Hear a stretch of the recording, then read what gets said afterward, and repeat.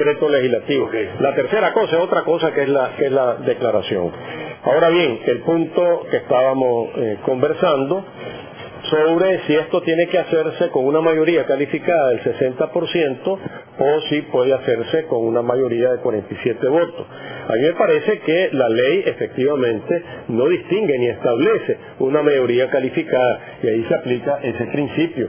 O sea, lo que la ley no distingue no es darle al intérprete introducir criterios distintivos.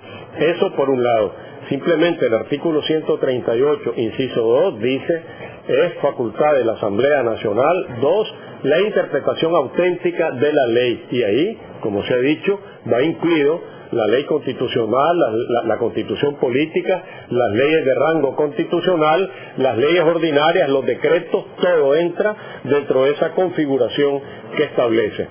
Y por el otro lado, los artículos que hemos mencionado, 125, 126, 127 de la ley orgánica, establece que esta interpretación auténtica se realizará por decreto legislativo. Ahora, doctor Serrano, algo que dijo el doctor Carlos Manuel López se me quedó pegado ahorita. Decía el doctor Carlos Manuel López que una vez que el Poder Legislativo haga la interpretación de la ley que le compete al Poder Legislativo hacerla, esa interpretación es de ineludible cumplimiento para los otros poderes del Estado. Entonces, si la Asamblea Nacional hace la interpretación sobre la ley electoral, donde dice que el Consejo Supremo Electoral no puede suspender ni posponer las elecciones, solo el Poder Legislativo, y es una interpretación, entonces cualquier recurso que mete el Consejo Supremo Electoral a la Corte Suprema de Justicia no tiene razón de ser, porque la Corte tiene que cumplir la interpretación que hizo el Poder Legislativo. Así es. Ese es mi punto de vista. No soy abogado, pero la lógica me indica que por ahí voy. Esa es la lógica. Además, es una potestad de la Asamblea. Además, la interpretación auténtica es un decreto legislativo, es una ley que tiene el rango de decreto legislativo, y la característica de la ley y de los decretos legislativos es su universalidad.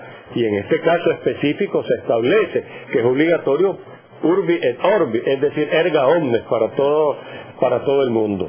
Ahora, se han dado otros criterios que las cosas se deshacen como se hacen, pero aquí no se trata realmente de deshacer nada. No es que se está reformando la ley constitucional. Si se tratase de una reforma de la Constitución política, es claro que tendría que ser los 56 votos, que es el 60%. Pero aquí se trata, en primer lugar, de interpretación de la ley. En segundo lugar, no está establecido en la Constitución ni en las leyes el porcentaje. Luego, no tiene por qué hacerse una referencia a una mayoría calificada que no está establecido. Y en tercer lugar, hay casos también en que las leyes ordinarias reglamentan las leyes constitucionales. La exigencia es para la reforma de la ley constitucional, la cual evidentemente no se puede hacer con un número menor o con un porcentaje menor que el que establece la Constitución política y las leyes de la República. Vamos a ir a un corte y cuando regresemos vamos a tocar el tema de el conflicto de poderes. ¿Cuál es el procedimiento que quedó establecido? ¿Quién le compete hacerlo eso? Y podríamos llegar a un escenario donde a lo mejor no se puede resolver inclusive este conflicto de poderes porque no van a haber suficientes magistrados para resolverlo. Vamos a un corte comercial y ya regresamos con nuestro invitado, el doctor Carlos Manuel López y el doctor Alejandro Serrano Carrera. Ahí es donde viene el combo de la negociación. Ahí es donde viene la negociación.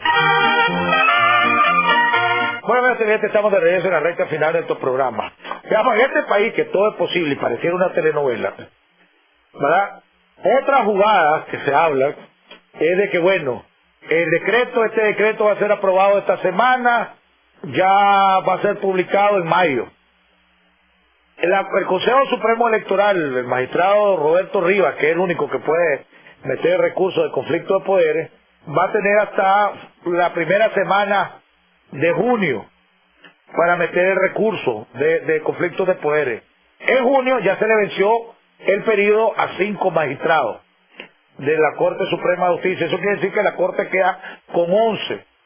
Entonces, no se ha aprobado una ley para el uso de los conjueces, ni tampoco un reglamento interno en la Corte Suprema de Justicia para los conjueces. Entonces nadie sabe para qué sirven los conjueces ahorita, pues. No tienen vigencia legal, pongamos, en este sentido.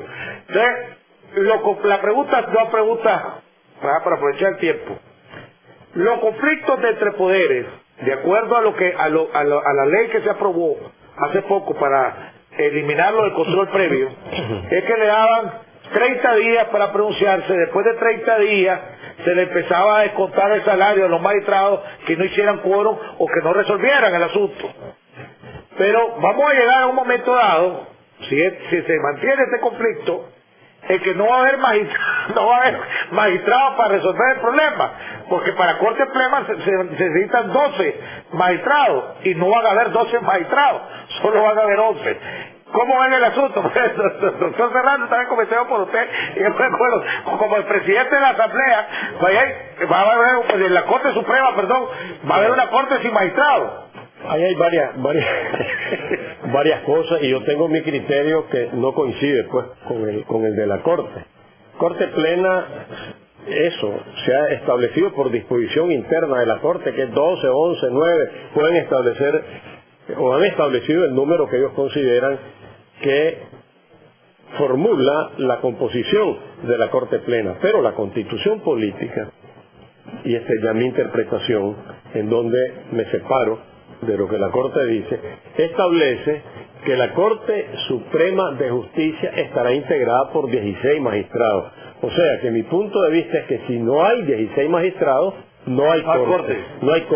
Y que por lo tanto, si 12 hacen Corte Plena, o 9, o 10, o 11, o los que sean, para que puedan hacer Corte Plena con un número, antes de eso se necesita que haya Corte.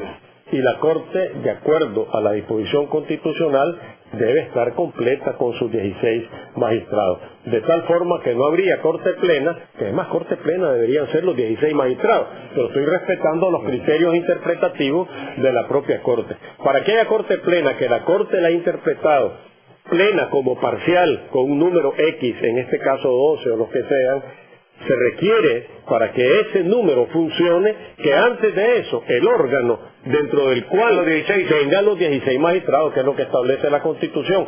Sin embargo, la Corte no lo ha estimado en esa forma. Pero esa es, pues, mi interpretación. Ahora, los conflictos de poder en esta ley que se aprobó, es la Corte Plena la que lo resuelva, ¿verdad? No es la Sala Constitucional, es la Corte Plena la que está obligado a resolver esto, o va primero a la Sala Constitucional y después a la Corte Plena. Doctor Carlos Manuel. Bueno, en la reciente reforma que se acaba de aprobar para la Ley 49, la Ley de Amparo, se incorporó como parte de ella el denominado conflicto de poderes actualmente, que era el recurso que algunas personas le comenzaron a llamar recurso innominado, pero que siempre estuvo presente en la Constitución política como un conflicto de poderes. Los únicos que pueden presentarlo son los presidentes de los poderes del Estado. Se presenta ante la Secretaría de la Corte Suprema de Justicia y ésta lo va a conocer la Corte Plena. Otra cosa es que se le asigne a la Sala de lo Constitucional la elaboración del proyecto de sentencia que tienen que fallar en su momento la Corte Plena. Pero de todas maneras tiene que regresar a la Corte Plena para la decisión. Tiene que regresar a Corte Plena. Es como el procedimiento. Igual lo de recurso por inconstitucionalidad. Igual que el recurso por inconstitucionalidad. Es como cuando se presenta un recurso de amparo. Se presenta el recurso de amparo, los magistrados de la Sala Constitucional le asignan alguna sentencia a un magistrado ponente, es decir, el responsable.